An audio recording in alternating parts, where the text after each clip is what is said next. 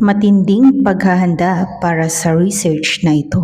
Ngayon nga pala ang araw ng aming final defense. Kaya heto, nagpe-prepare kami ng aming token and this is a basket of vegetables na may konting fruits. Sana naman sa token na ito ay maidadan namin ang aming mga panelists sa pasadong research defended.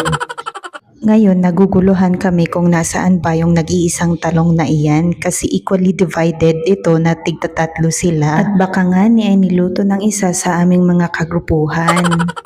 Pero hindi naman, baka lang kasi nahulog dyan kaya mag-a-adjust yung isa sa kanila. Charot.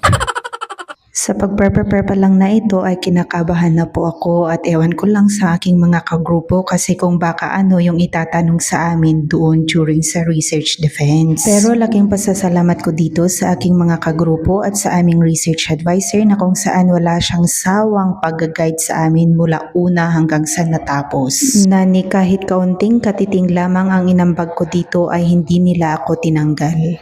I-fast forward na natin ito and this is the result. Token that helps in hypertension management. Wine. Dahito iti token me wine. Ay, sinabi. Pasada kami. Day wine na. Oh, sa bali iche pang babae, sa bali iche pang lalaki. Ay, oh. Oh my gosh. Yung dalawa lang.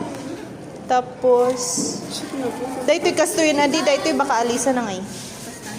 Kastuyan. Ang cute naman. Barako. Kasi ito ito. Ay go. Ba? Ang cute naman ng wine.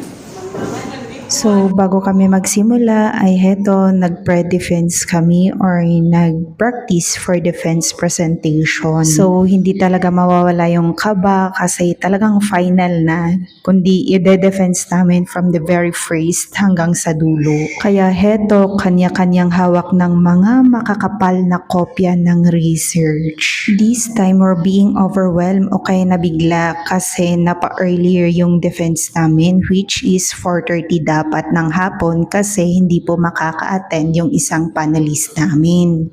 Pero nagkaroon ng conflict kaya na-push through po kahit wala po yung isa. And sir, we're being sorry po, hindi po namin to sadya. Hindi po ako nakapag-video during the defense kaya mukha na lang po namin yung ipapakita ko dito.